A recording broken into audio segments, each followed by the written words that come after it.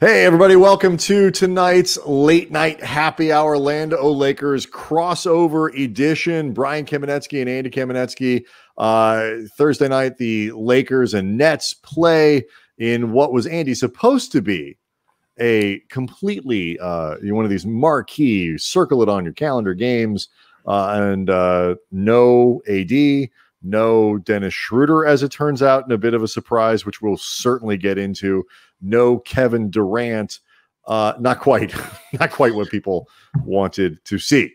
No, unfortunately. I mean, this was a game that it even seemed like it was going to have some pretty good fireworks when we knew that Durant had already been listed as out, and AD we knew was out because of the Achilles/calf strain. And there's been some clarity now. Seeing a bunch of tweets coming out. The game just ended, and unfortunately, Brian and I aren't able to follow along with these post-game press conferences because we are entertaining you good people. But seeing a bunch of tweets from people covering the Lakers that Anthony Davis is going to be out for 4 weeks. It is suspected he's going to get reevaluated. Then it's being referred to now as a calf strain. I'm seeing. And we were always hearing about the Achilles tendinosis, which just sounds scarier, Brian. Like whenever you hear Achilles, it's more frightening. Achilles is worse. Like this could be the most lethal calf strain of all time. Like this could be a calf strain that puts him on death's door, and it still sounds better than an Achilles injury. Yeah, it just does. Bill Oram, Frank Vogel said Anthony Davis was reevaluated by the team doctors tonight. He will be out 4 weeks. Team doctors confirm the calf strain. Really, that could be worse than Achilles tendinosis, but just we have become so accustomed to have the shit scared of us by an Achilles.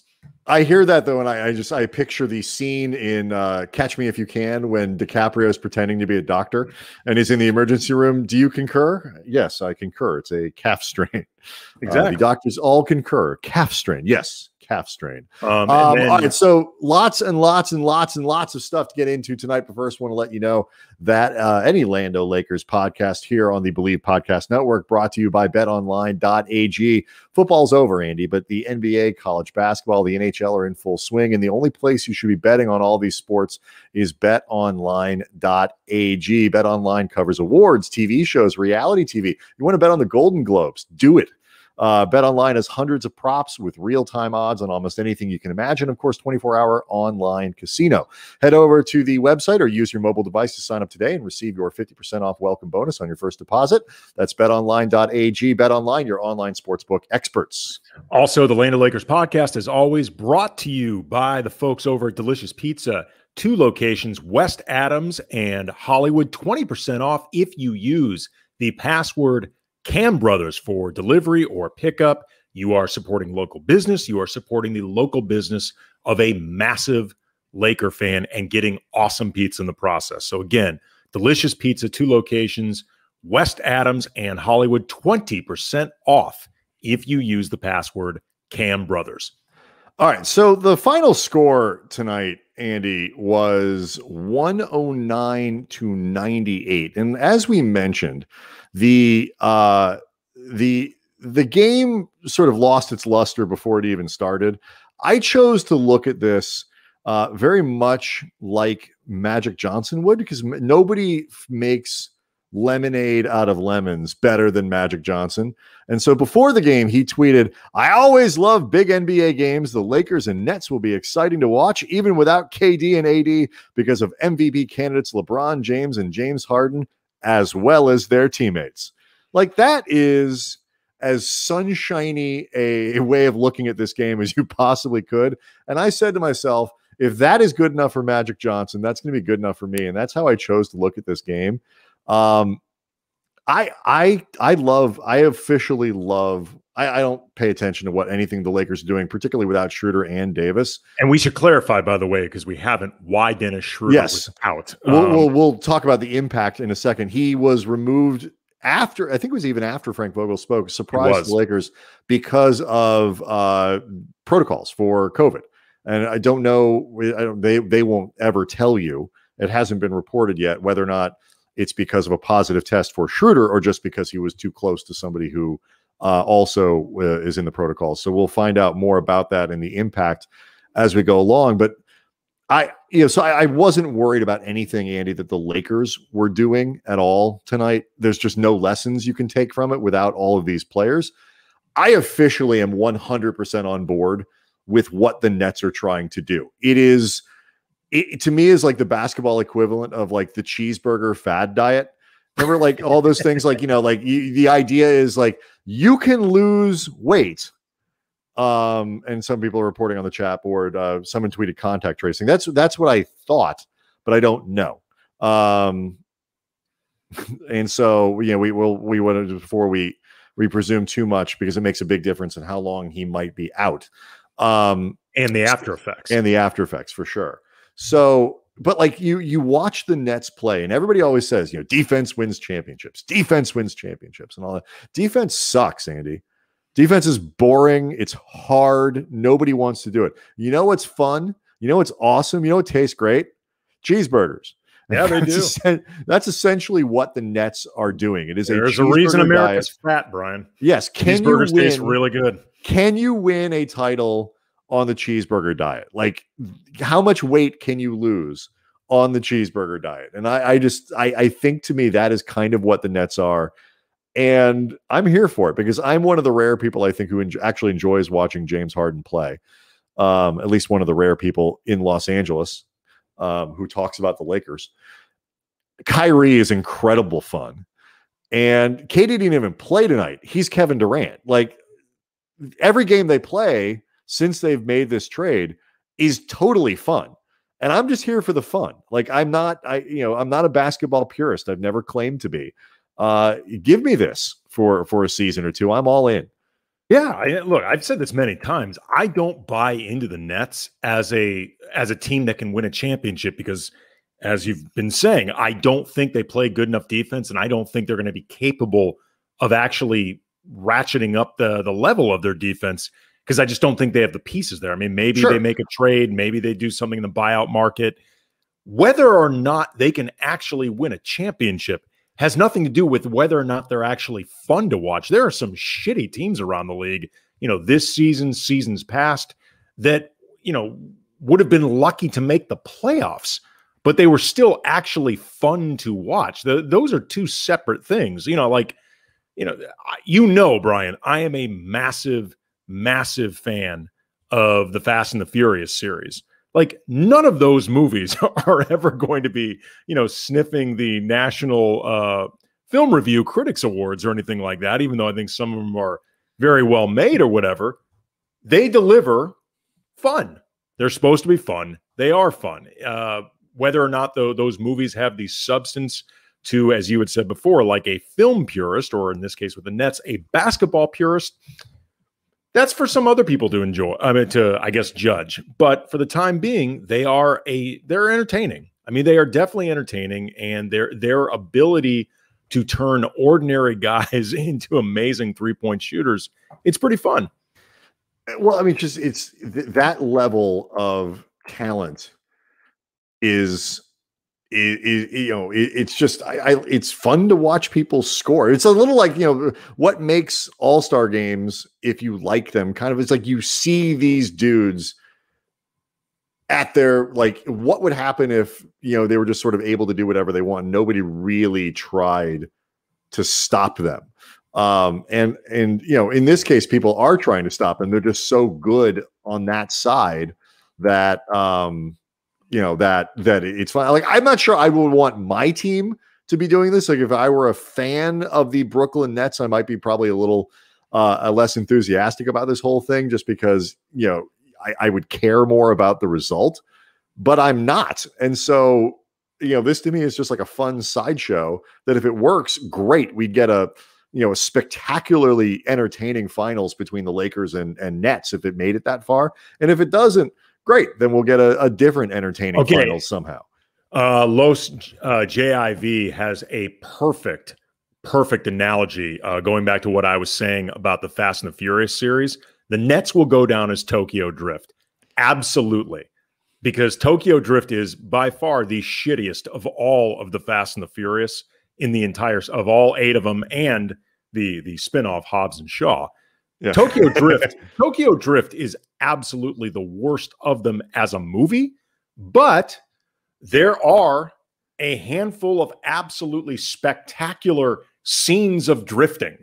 And those scenes of drifting are the equivalent of the Nets explosion that you'll see offensively. Like at times, it's going to be just empty caloried fun. Yep. But like Tokyo Drift, it's not going to go anywhere. Well, it might. Eric's 21069 agrees. I think with me, it might go somewhere. This is if there ever was a season, he says, you can win on a cheeseburger, it's going to be this one. It is a strange season. It might be cheeseburger season. I watch the Nets whenever possible. So, I mean, we'll see what happens here. They held the Lakers tonight to, I'm looking at the percentages, 48% from the floor. It was much worse than that earlier in the game. Lakers went 24 points in the first quarter, 24 in the 21 in the third. So, the Lakers did not put up much offensively tonight, only 26% from 3-point range, but I'm not going to give the Nets a ton of credit for shutting down this Lakers team that was missing 2 of its 4 best offensive players and all of the guys except LeBron who can handle the ball and set up an offense. I mean, when LeBron didn't play, you look at this. I mean, when LeBron's off the floor, you look at the players they had available and go, how on earth are they going to generate buckets? I was going to say it's obviously an issue not having your second and third best scoring options in Anthony Davis and Dennis Schroeder, respectively. But when you take into account that you're also missing in Schroeder and in Davis, your second and fourth leading assist men, yes, or assist percentage guys, like you start looking at the options out there, and it's basically LeBron go ham and hope Kuzma can maybe put up 20. And from there, it's like, Montrezl Harrell can score, but he more often than not needs to be set up. And you got to put him. You have to put him somewhere. Right. You're low on options for the guys who can do that. Talen Horton-Tucker is starting to become pretty erratic when he's out there now. Like he's in this stage right now, I think, THT, and both of us love THT. Both of us think he is a legit talent. He's going to be a legit, I think, far better than average NBA player. Right. And I think will be significant this season. I don't think this stretch he's in now means he won't be an important player this season. No, but what we are seeing now, I think, is the effect of teams starting to key in on him now, teams starting to make adjustments to him. And more often than not, it is more difficult for young players to adjust to adjustments than coaches to make those adjustments in the first place. And I think we're seeing that right now with THT. And that is part of the process.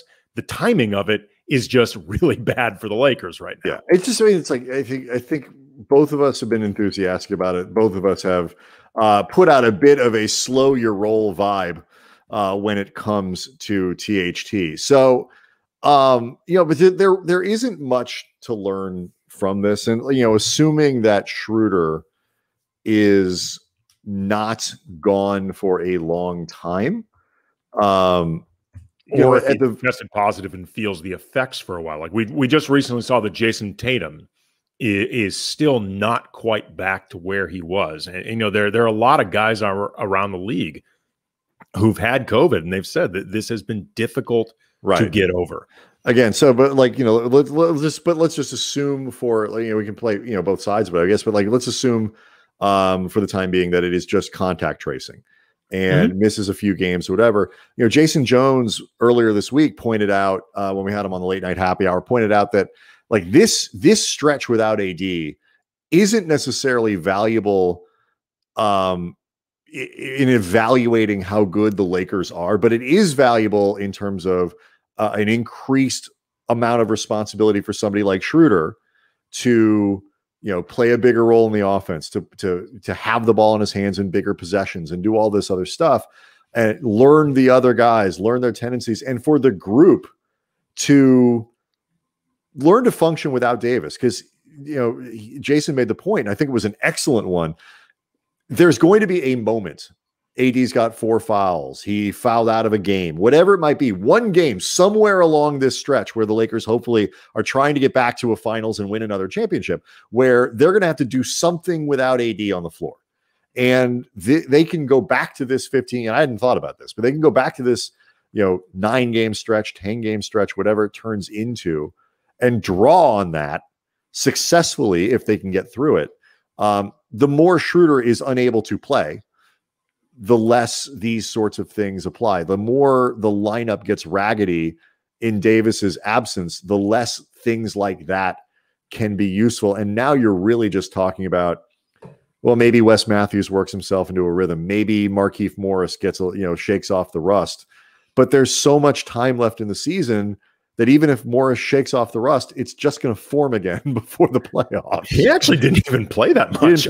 I was surprised. He only played 10 minutes. Well, they go so small. They, it's, when Jordan's not playing, the Nets are a wee bunch. They do not, it's a lot of Jeff Green, as a quasi center. So yeah, I'm just saying, like, it's just interesting to see a game without Anthony Davis, without Schroeder. So you just need production coming from different places. And as we had said before, THT starting to, slump a bit, that sort of thing. It's a little surprising Keith didn't play, like in terms of shaking off the rust, that sort of thing. Yeah. It's frustrating because we have officially reached that point, and like the Davis injury only reinforces it. How with so many teams around the league, they're intriguing. The Nets are completely intriguing to watch. The development of the Suns is intriguing to watch. Like how some of these teams come together. With the Lakers, everything is on the margins, and at least for me, all I really care about is, did anybody get hurt tonight? Did anybody get hurt tonight? Because ultimately, that's what's going to matter with the Lakers. Yeah.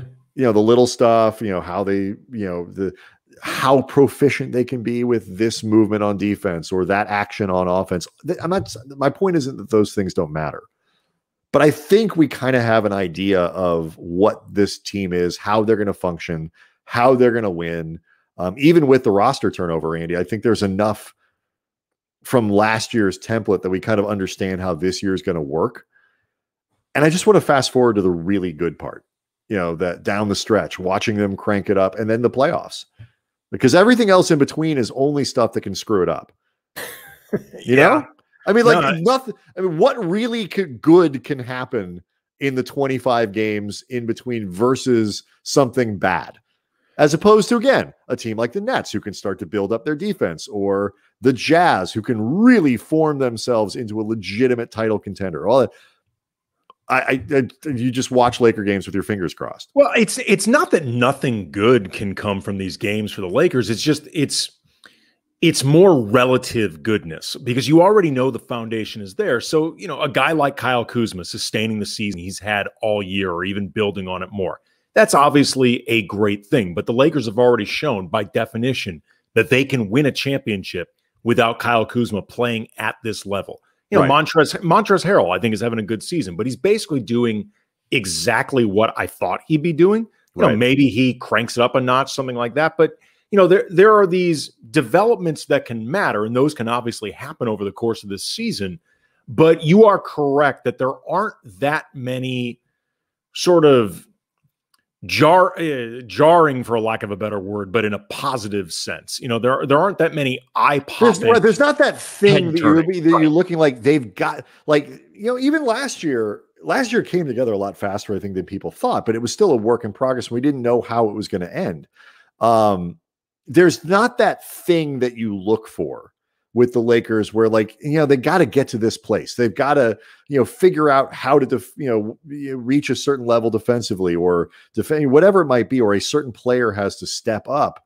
It's, there's not that thing that you can cling to and say, will they get to there? We know they can get to there.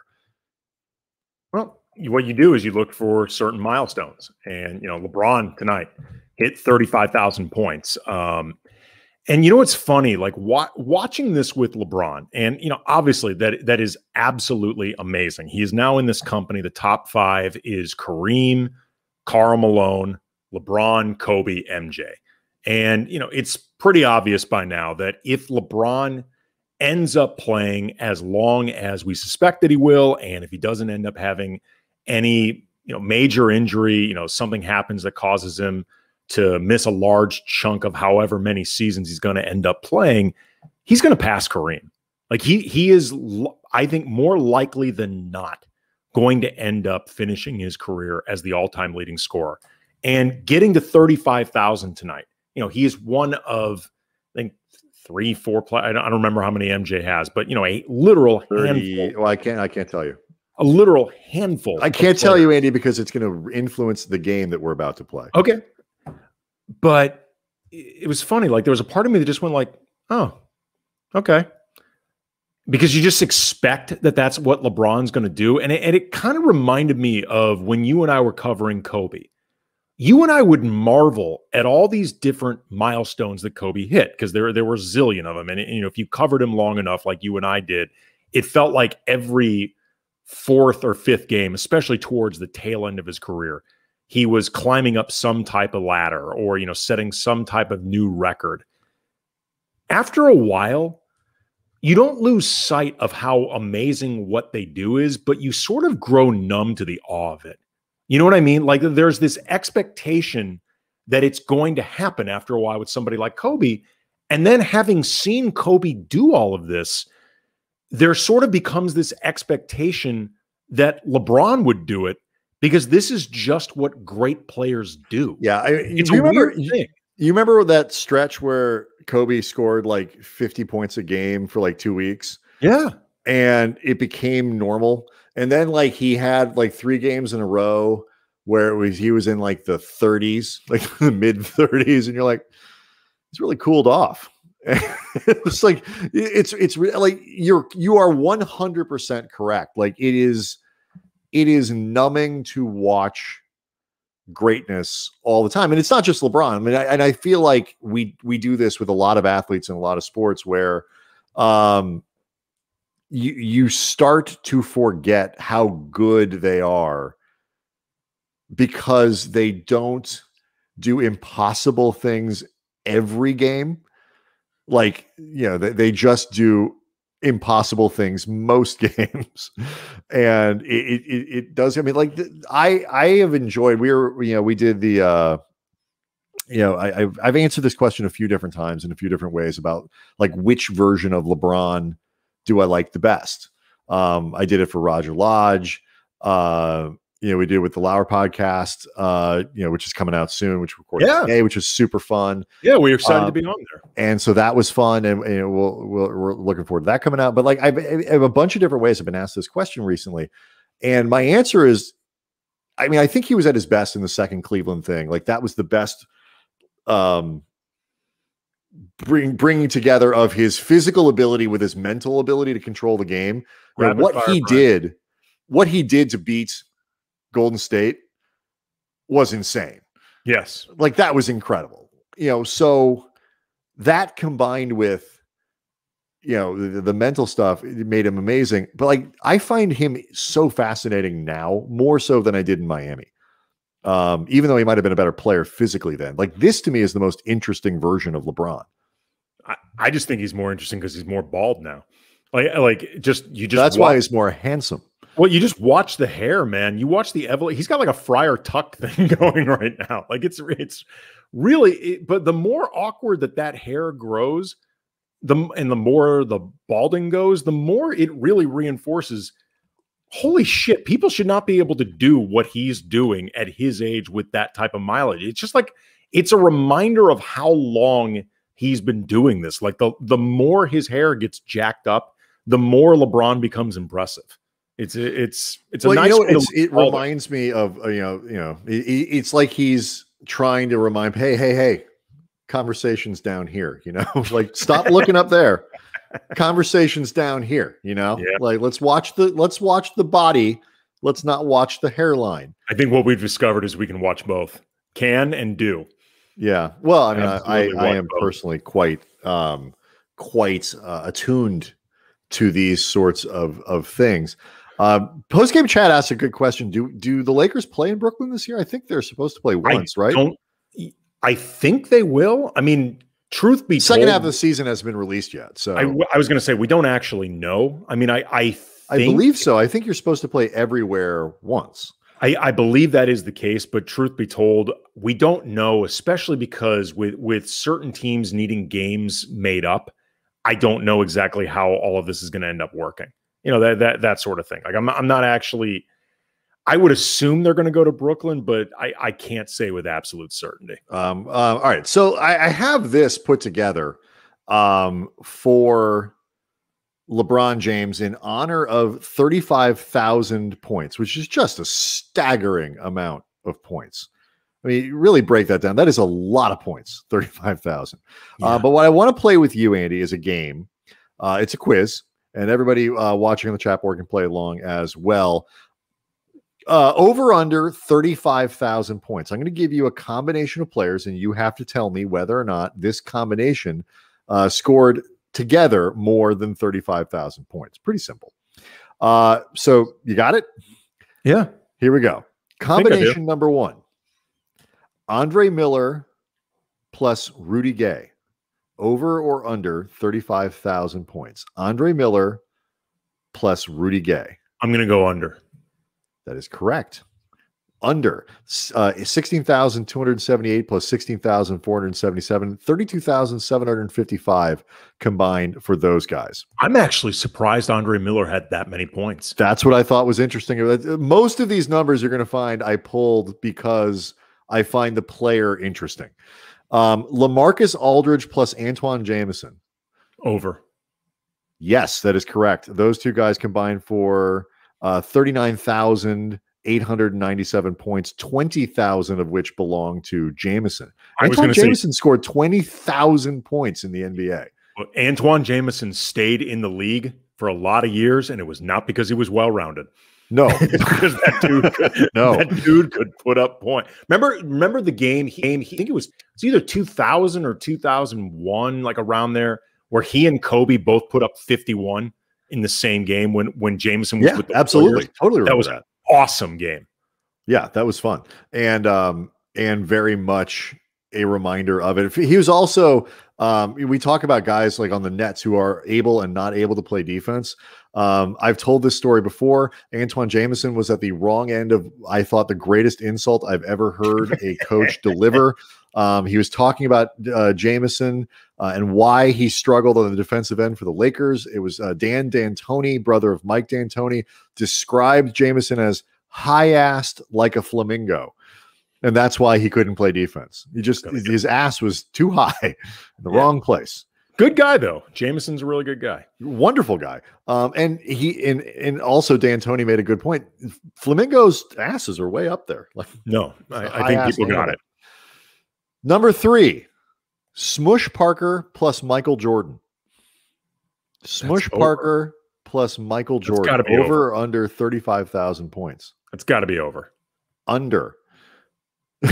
Under. And you can mostly blame Smush Parker. No, but how many did Jordan have? 32,292. Smush Parker only had 2,469 for a total of 34,761. That was an under. I would have thought, I knew that Smush obviously wasn't going to be carrying that load. I just thought that his two seasons with the Lakers, he scored enough that I thought he could make up the balance. But all right. Yeah, I'm not making it up. All right, here we go. Dwight Howard plus Magic Johnson. Dwight Howard plus Magic Johnson. I'm going to go under with that. You are wrong. That is over. Interesting. 36,568. I'm sorry, 36,508. 18,801 points for Dwight Howard, only 17,707 for Magic. Magic scored, I think, less than most people remember. Okay, I thought, what did I say? I said over or under? You said under. Okay, yeah, because Magic scored fewer than that, I thought that they were going to fall just under, but okay. Yeah. And Dwight, I think, has probably scored more than people think too, because he hasn't been a scorer for a long time. He's also been at it a while. Slava Medvedenko plus Kobe Bryant. Slava Medvedenko plus Kobe Bryant. It's over no matter what the numbers say.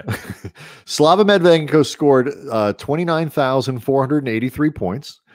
Very near Kobe. No, I'm kidding. It is over, but not by much. 33,643 points for Kobe. 1,390 for Slava. That does push them over 35,033 for the combination of Slava Medvedenko and Kobe Bryant. Amazingly enough, Slava put up 35,000 shots, though. Right. Slava scored 35,000 in our minds, but not necessarily certainly in Slava's mind. Yes. Michael Thompson plus Clyde Drexler. Michael Thompson plus Clyde Drexler. Two Portland guys in a lot of ways. And, of course, now a Lakers legend. I'm going to say that's an under. Under. You are incorrect, but not by much. 12,810 for Michael Thompson, 22,195 for Clyde the Glide. They clear it by 5 points. Huh. Okay. Well, all right. A couple more of these, and then we'll move on. Damian Lillard plus Thad Young. It's got to be under. It is under. It's only 28,653. But Thad Young has scored 15,692 points as an NBA player. Yeah, man, stay with it long enough. You can make some things happen. All right, last one. Von Wafer plus Sun Yue. Over. No. Von Wafer plus Sun Yue plus Nick Van Exel plus Russell Westbrook. Von Wafer plus Sun Yue plus Nick Van Exel plus Russell Westbrook. Over or under 35,000 Vaughn scored disappointingly fewer points than one would expect, or certainly that Vaughn expected. That is correct. That feels like an under. That is under. Not by much, but it is under. 1,000 like 7 points. Right. You're very close. 1,054 points for Von Wafer, 6 for Sun Yue. Yes, I was really damn close. You know, in that way, in that sense, he was the Chinese Magic Johnson, which is how he was advertised. Magic, as we just mentioned, probably scored fewer points than people thought. Granted, 17,700 is a lot more. But anyway, so 6 points for Sun Yue, 12,658 for Nick the Quick, and 20,771 and counting for Russ. But that is only 34,489. So gives you an idea of how hard it is to score 35,000 points that you can put you can put like a guy who had a 5 or whatever 6-year pro career with Kobe and still not get there. Yeah, it's a lot of damn points all by yourself. Again, we grow numb to stuff like this from LeBron, but it doesn't take away from the fact it's an amazing achievement. The dude's just unbelievable. All right, so we want to talk a little bit of All-Star Game here stuff in a second. We'll play some sound from Adam Silver, but before that, Andy, and I just want to as long as we're doing this, I was going to try to move that quote that's in the middle of the screen, but maybe you can do it while I read. We do want to remind people that Believe and eBay are working together right now, and I want to give a brief moment to talk about eBay, whether rare dead stock or the latest release. Find the exact shoe you're looking for as the original sneaker marketplace. eBay is a place to go to cop the pair you've been eyeing. And with eBay's authenticity guarantee, your sneakers are meticulously inspected by independent professional authenticators. A team of experienced sneaker authenticators verify the box, the logo, the stitching, and dozens of other inspection points. Each sneaker also receives an authenticity guarantee tag that includes a digital stamp of authenticity and protects sellers with a verified return process. And for sneakers sellers out there, eBay has eliminated selling fees on sneakers over $100, making it free to sell or flip your collection. So go to ebay.com/sneakers today. eBay, the world's best destination for discovering great value and unique selection. So Adam Silver, he's getting a little heat for this All-Star thing, Andy. It's not going well. Yes, he is. Yes, he is. It's been officially confirmed now. It had been reported for a while that it was going to be the weekend of March 6th and 7th, but it has now been officially confirmed by the league. That did not actually happen until today.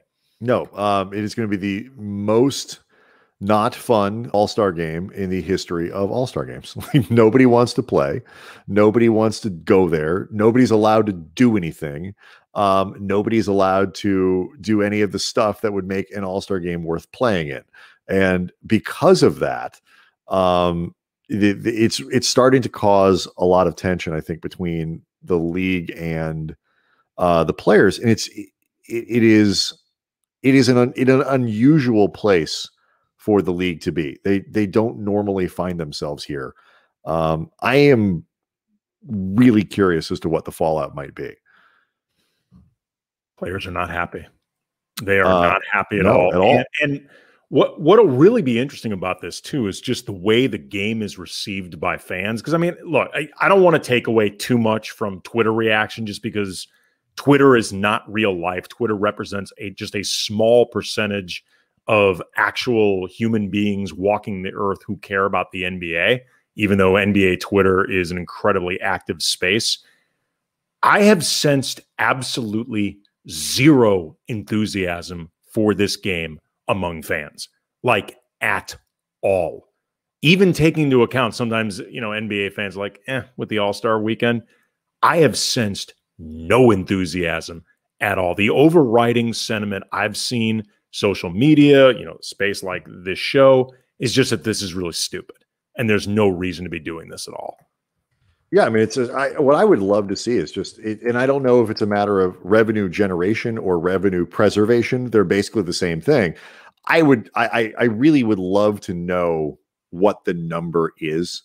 And it was interesting. Adam Silver, we'll play this for you in a second. Adam Silver talked to Rachel Nichols at ESPN, and how he framed and some of the the things that they're trying to do, they're doing their best to make it seem like something that needs to be done, that should be done, and justify why it's being done. But here, we'll play for you right now. It's hard for them to do, and it's a difficult thing to pull off. We saw NFL fans pour into Tampa for the Super Bowl.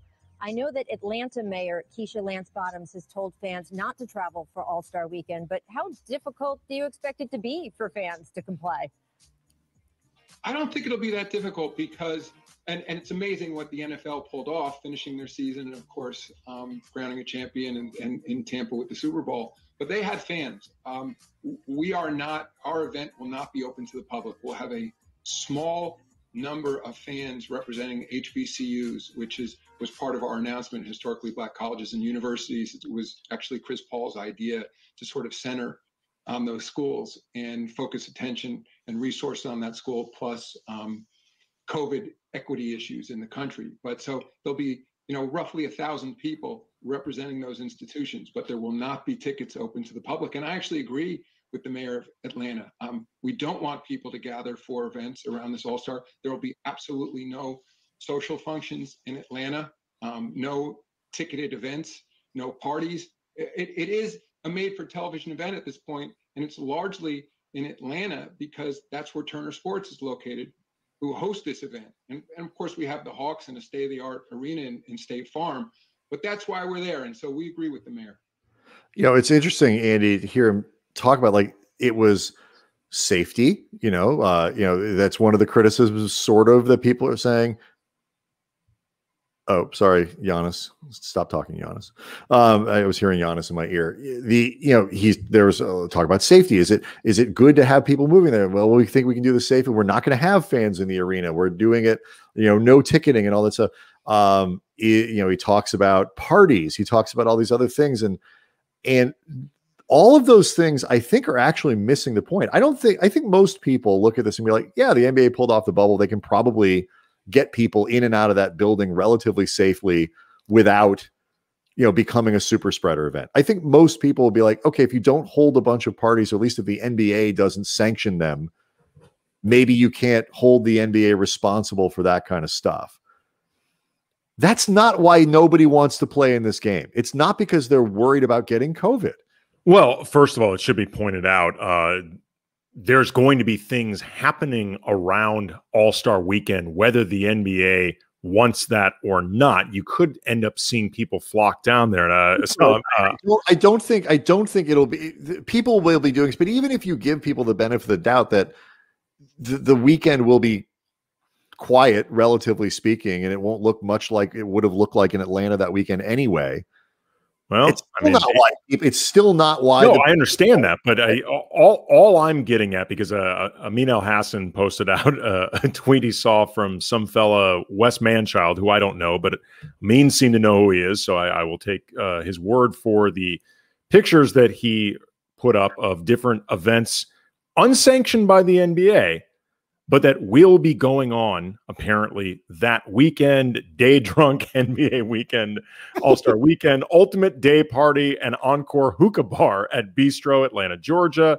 Mr. Cheeks is hosting an all classic day with a brunch. Lil Boozy hosting something. Mr. Cheeks wouldn't be hosting something else that weekend. 2 Chainz and Gucci Mane hosting something at Domain in Atlanta. So I mean, the idea that this could become kind of super spreadery or semi super spreadery, despite the NBA not sanctioning any of the events, I think is a little bit willfully ignorant. That's fair. No, I think that's fair. But I mean, okay, but that's I mean, you are whether you want to admit it or not. If you are the NBA, you are kind of encouraging a motivation to be in Atlanta.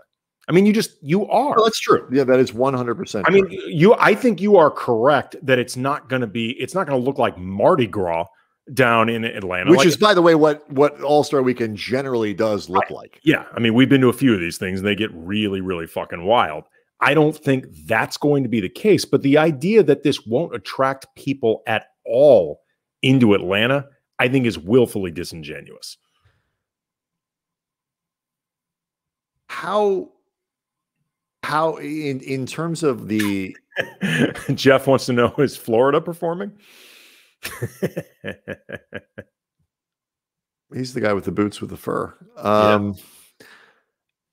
Of the things, though, that like when you think about like why the players are objecting, how much of it do you think is COVID risk? How much of it do you think is the fact that they just feel like they were sold a bill of goods here and they need the time off, they want the time off, and they don't want to be put in a position where the one break that they get in this incredibly difficult season is one where they're going to have to be in quarantine? Oh, I think it's absolutely. I think that's the overriding majority. Although I'm sure that for some of these players, and we saw a report that there are some players who are reluctant to do NBA produced PSAs about the COVID vaccine, for a variety of reasons, including some discomfort of being the face of it, that sort of thing. But they also don't want to kind of do the NBA a solid after all this having this. They're pissed off. All-Star game. Yes. And I think that is the overriding majority of sentiment over this or unhappiness over this, is they want a break. They thought they were going to get a break. They're not getting their break, and they're pissed about it, and I don't blame them. The flip side is the majority of players in the league signed off on this because they knew it wouldn't affect them, and they want that revenue. And this is all about money. And Adam Silver danced around that when he said this is at this point a made for TV product. Yes. Right. Because if it's a made for TV event, then it is purely just about the television revenue. Like, that's the only reason you're doing this. And, again, the money matters to everybody involved, even these players who are pissed off about having to do it. But at the same time, the players pissed off about having to do it are the ones that can afford to lose that money the most in the first place. So that's going to skew their opinion as well. Right. It's the guys, the real impetus for the guys who want this done are the ones who aren't. They never make all that money. Yeah, well, likely won't. It's, I always bring him up as like John Q NBA player, but James Ennis III. Like, that's the kind of guy who is like, you know what, all things being equal, guys, I'd like to see the league pull in as much revenue as possible so that I can make $3.5 million next year instead of, 2.9. It's the guys in the league who were totally cool with the bubble setup in the NBA because they knew it wasn't any of my business. My team isn't going. We suck. Yeah. It's funny because I am more sympathetic to the money argument. Like, I have seen a lot of people. I've had debates with people like they shouldn't be playing. The players are being forced to play, and all they're not being allowed to to opt out or whatever it might be. Like, they're not being put in a position that's fair to them. I think it would actually be unfair for the league not to try to figure out ways to stage the season, because it screws these guys out of a very limited window where they can make money.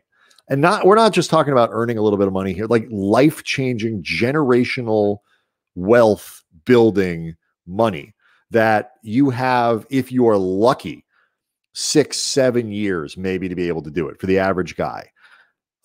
You take one of those away, even for a pandemic, you do not get it back. And so, I understand and I'm sympathetic to the argument, but it's not like taking a time away from work from normal people who have a 40-year time frame or 50 years where they might be working in whatever job. These guys have a very limited time.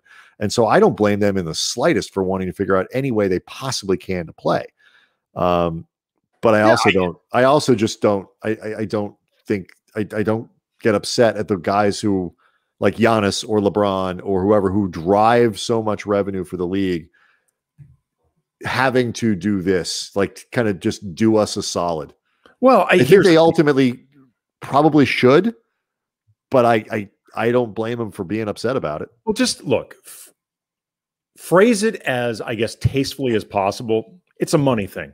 Like we are looking to get back every possible penny that we can. That's the reason we're doing this, because where I think it becomes sort of distastefully disingenuous is when you start talking about the HBCU donations and things like that. I mean, the league can afford to make those donations. Right.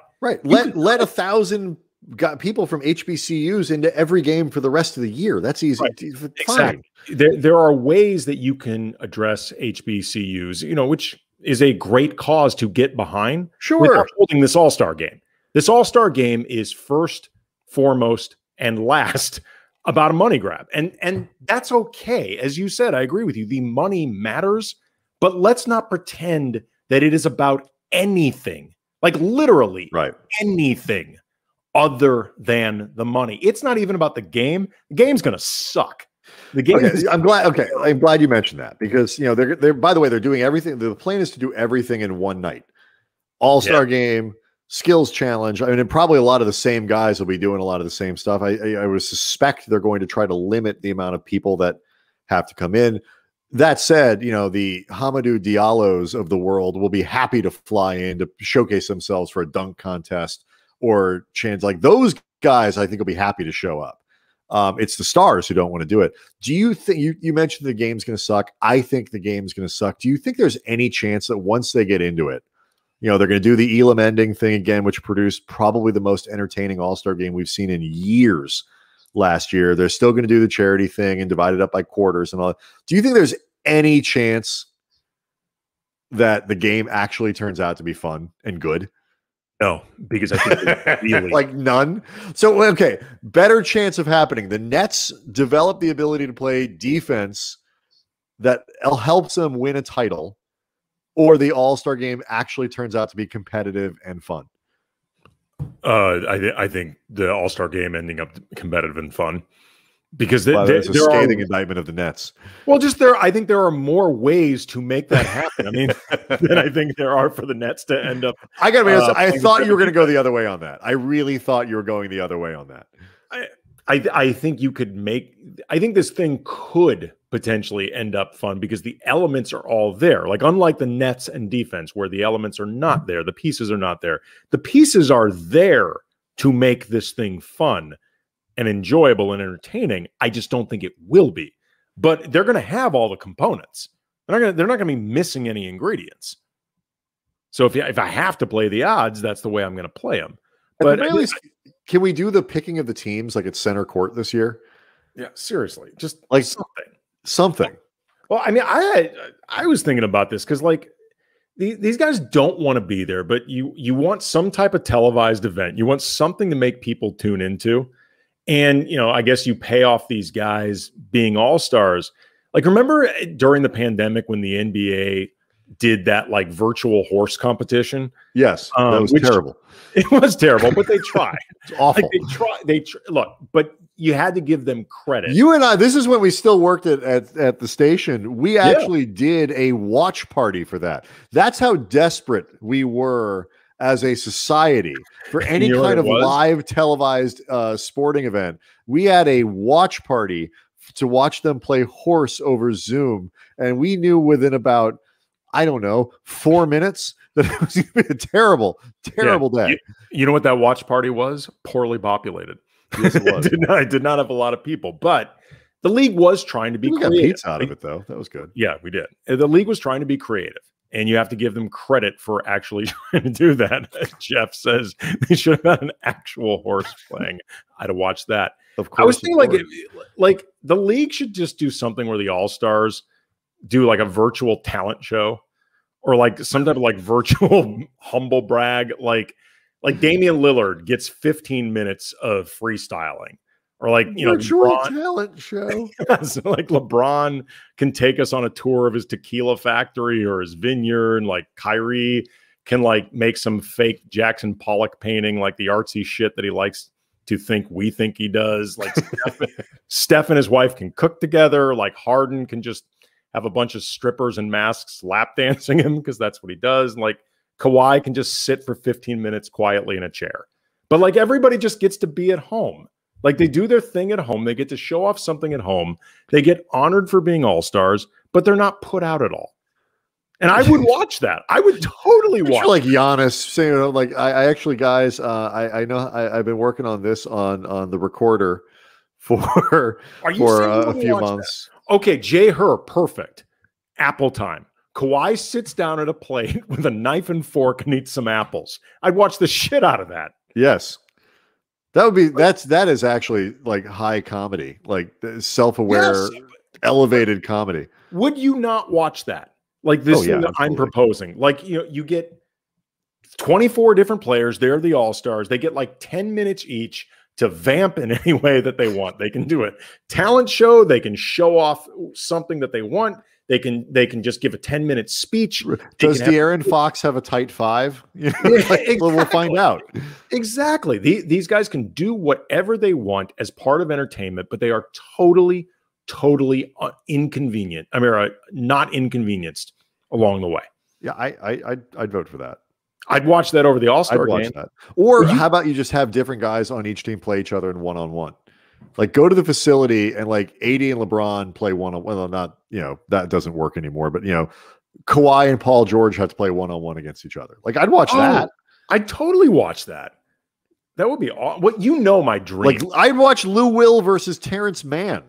Just big one-on-one tournaments in every facility. It's something. My big dream for All-Star Weekend, because I feel like the game has run its course. Like last year, the Elam thing helped out. Maybe they do that moving forward. It makes guys more excited. I mean, I think in a lot of ways, guys playing for Kobe and that game being a tribute to Kobe, I think contributed even more than the Elam thing. And that's not something that can be replicated all the time. And I'm glad for that.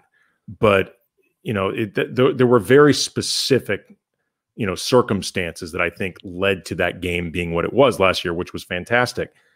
But I feel like the game itself has run its course. I want to get all the All-Star players at like one big card game, like super high stakes cards, like super high stakes dominoes. And they do that for the weekend instead of playing basketball. I would watch the shit out. Oh my God. I would totally watch that. I have been lobbying for this for like years, and they can have the money go to charity, or they can keep it. I don't care. I just want to watch them do it. Yeah, but we've heard stories before of these games and how heated and competitive and insane they can get, and the money that gets tossed around. Think if you actually watch that as a fan, that would be amazing. I'm here for it. All right. Well, I don't think they're going to do any of that. Instead, you're going to have sulky, angry players who are in Atlanta when they don't want to be. And like, what makes it even worse is there's maybe Miami, LA. Atlanta's got to be no worse than third on the list of places where NBA players love to hang out. Yeah. And they're not going to be allowed to go anywhere. Like, if you're one of these other guys that gets out, like I heard some people say like, oh, God, the players are going to be out. Like you can't. No, they won't. Like they're not, because any player who is any NBA player of any level who is seen out, their pictures can be taken, and the heat that they'll get for that just ain't worth it. They'll get crushed. So they won't be out, and they're going to be like trapped at like they were at Disneyland. It's like, they're going to be trapped at like the greatest amusement park in America for these guys, and they can't go anywhere, and they're all going to hate it, and it's going to suck. All right, so that is, I think, everything we have. Correct, Andy, for tonight's Land Lakers late night happy hour crossover. Tomorrow night, George Sedano is going to join the late night happy hour, 10 o'clock here on our social media feeds. We're going to introduce a new game that we hope to play regularly with George called George Sedano Explains Florida. Just the state, because he's a Miami native. He understands it there. Some great guests lined up next week, including Kavitha Davidson and Jessica Luther, Sabrina Merchant, and Sopan Deb from the New York Times. Covers the NBA there. Great culture guy, great NBA writer. So a ton of stuff coming up. It's going to be a lot of fun. Again, George Sedano on Friday, and we will see everybody tomorrow on the Late Night Happy Hour.